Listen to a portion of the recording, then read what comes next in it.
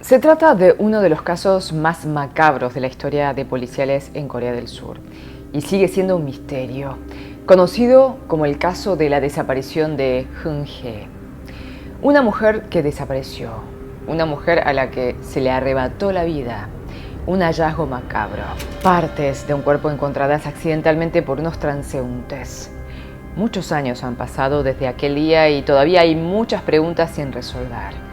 Un absoluto misterio.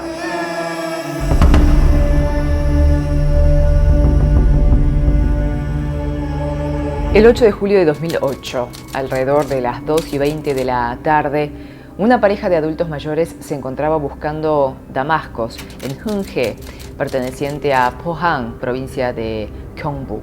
En ese momento encuentran un objeto que, según lo declarado, tenía un olor nauseabundo. Para su sorpresa, el objeto eran restos humanos, una extremidad.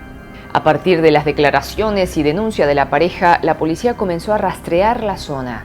Se desplegaron alrededor de 200 efectivos. Se encontraban unidades de intervención rápida, móviles y 4 divisiones de detectives. Después de 2 horas de rastrillaje, encontraron otra parte del cuerpo y alrededor de las 6 de la tarde hallaron 2 partes más. La búsqueda continuó. Necesitaban encontrar el resto para completar la pericia forense. Pero a pesar del esfuerzo personal, no lograban completar el cuerpo. La descomposición de las partes estaba muy avanzada. Animales salvajes habían dañado los restos. Y un detalle no menor, que horrorizó aún más a los ciudadanos. No fue posible encontrar huellas dactilares, ya que los dedos habían sido dañados intencionalmente para que fuera difícil encontrarlos. Unas semanas después, el 22 de julio, un hombre que se encontraba realizando tareas de limpieza halló las partes que faltaban. Entre ellas, toda la parte superior del cuerpo. Se encontraban aproximadamente a 1 kilómetro del lugar del primer hallazgo, cerca de un almacén de bebidas, envueltas en un saco de yote. También estaban en un grado de descomposición muy avanzado. Esto impedía que se pudiera reconocer las facciones de la cara. Al analizar el cadáver, se determinó que la víctima era una mujer de 1,63 m de altura, 47 kilos, y que su muerte había sido hace un mes. El Instituto Nacional de Ciencias Forenses informó que había muerto por estrangulamiento y luego el cuerpo fue mutilado. Pese a que fue realmente una tarea difícil, los investigadores dieron con una huella y se llegó a la identidad de la víctima. Una mujer de 49 años, ama de casa. Había desaparecido el 12 de junio de 2008. O sea, había pasado casi un mes cuando se produjo el primer hallazgo macabro. Bueno, hacemos una pequeña pausa para hablar de otros crímenes. Estos son cibernéticos, que en realidad son más probables que los físicos, ya que absolutamente nadie está exento de ser un próximo blanco. De ahí que es importantísimo que en estos tiempos en que hay tanto hackeo y fraude cibernéticos podamos tener algo que nos dé seguridad y tranquilidad. Les quiero hablar de Surfshark, que es una red privada virtual que cifra y protege toda nuestra información online y hace que tu navegación sea segura y privada, protegiendo del robo de información. Con Surfshark podrías enviar o recibir archivos y acceder a tu banco de forma segura, incluso en una red de Wi-Fi pública. Y por si fuera poco, también cuenta con la versión Surfshark One, que contiene funciones muy útiles como antivirus, alerta y búsqueda, que brindan aún más seguridad. Usando mi código GenieChannel obtendrás 4 meses extra y si quieres probarlo, Surfshark tiene una garantía de devolución de dinero dentro de los primeros 30 días. No hay nada que perder. Si quieres probarlo, en la descripción te dejo el link a un descuento especial. Ahora sí, seguimos con el caso. Se investigaron las rutas de acceso al lugar donde fue hallado el cuerpo. La policía expresó que la persona que trasladó el cuerpo debió ser alguien que conociera muy bien la zona, ya que fue estratégicamente colocado para que fuera difícil acceder. Sospechan que el recorrido se hizo con las luces del auto apagadas, lo que impidió que alguien lo vea. Y esto confirmaría que la persona debía conocer el camino. Con la mujer identificada, la policía comenzó a investigar a personas cercanas. Al comienzo no parecía haber nada sospechoso que llamara la atención. Sin embargo, muy pronto comenzaron a surgir detalles sospechosos sobre el esposo de 42 años. La mujer nació en Jeju, se mudó a Pohang luego de casarse y vivía con su esposo, 7 años más joven. Entre el hogar de la pareja y el lugar donde fueron hallados los restos del cuerpo hay 30 kilómetros. La policía investigó los movimientos de la mujer ese 11 de junio.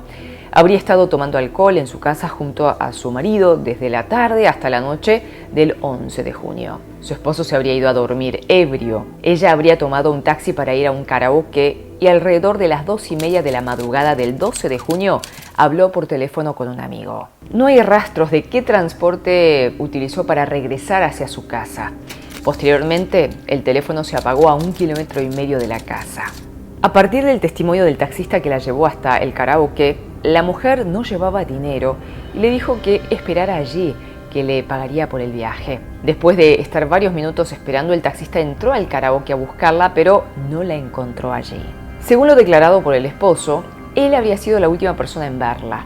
La mujer habría llegado aproximadamente a las 4 de la madrugada y él la habría visto preparar una bolsa, pero como él se encontraba medio dormido, no logró decirle ni hacer nada, declaró. Cuando despertó, su mujer ya no se encontraba en la casa. Poco después llamó a un conocido y le pidió que buscara a su mujer. Le dijo a ese conocido que su mujer se había ido a Jeju, pero que no había regresado, que buscara en los registros de embarque, tanto de barcos como de aviones. No obstante, la mujer no había comprado ningún pasaje para ir a Jeju. También llamó a su suegra y le dijo que su esposa se fue de la casa y estaba en la casa de un hombre en Daegu. Bueno, aquí ya las sospechas aumentaron drásticamente. A uno le dijo que fue a Jeju y a su suegra a Daegu. ¿Por qué daría dos versiones diferentes? ¿Por qué pedirles que buscaran en dos lugares diferentes? Otra acción sospechosa es que entre junio y julio el hombre cambió el desagüe de lavamanos del baño. Al realizar pruebas de sangre en el baño del departamento, la policía no logró encontrar nada. Ya era tarde, el desagüe había sido cambiado.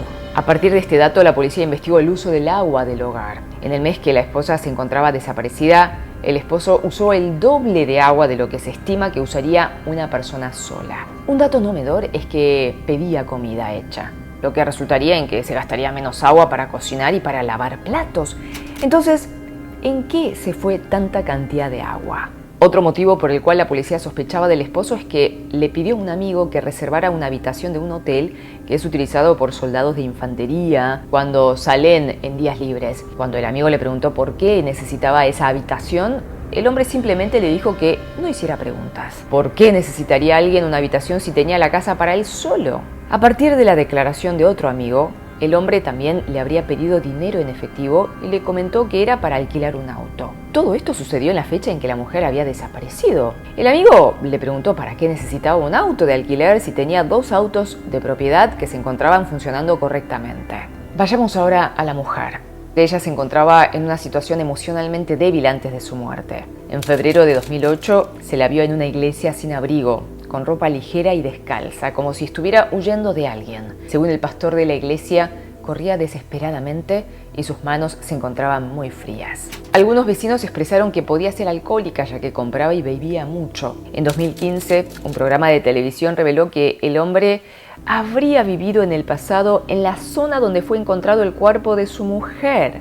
O sea, el programa sospechaba que él conocía bien el lugar y cuáles eran los espacios ocultos. Sin embargo, el esposo negó haber vivido allí. Aún hoy, el caso es un misterio. No se logró encontrar pruebas firmes contra nadie en particular. En ese momento la zona no contaba con cámaras de seguridad e incluso la policía investigó todas las cámaras cercanas al lugar donde se halló el cuerpo, pero no se pudo obtener nada relevante. El esposo, ante toda vinculación con el caso, expresaba que lo que se decía no era cierto o que no se acordaba. Algunas personas cercanas a la pareja dijeron que la relación entre ambos no era buena y que discutían. Al parecer, la mujer habría visitado el hospital en varias ocasiones debido a lesiones y heridas que le habría ocasionado su pareja. Incluso en el hospital hay una denuncia contra él. Una empleada comentó que la mujer iba seguido allí por sus heridas. No se logró encontrar más pruebas a partir del cuerpo desmembrado.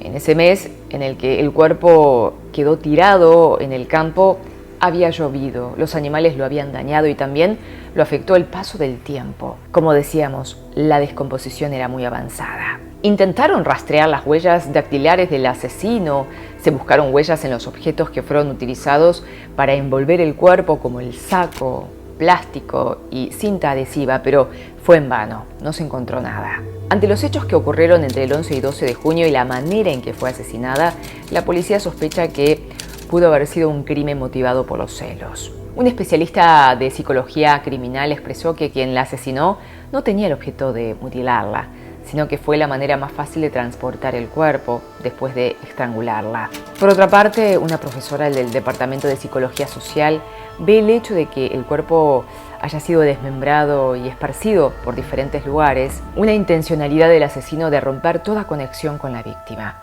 Hizo todo lo posible para complicar la tarea de los investigadores.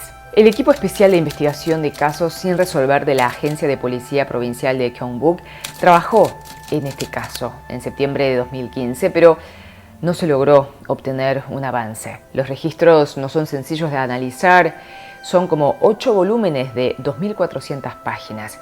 Aún hoy en día se brindan números de teléfono para recibir información referida a este caso. Y sí, oficialmente es un caso sin resolver, aunque entre los vecinos se susurra un nombre. Hasta aquí, chingos, un nuevo episodio de Expedientes Coreanos. Gracias por su atención y no duden en comentar cualquier otro caso que quisieran que toquemos en un próximo video.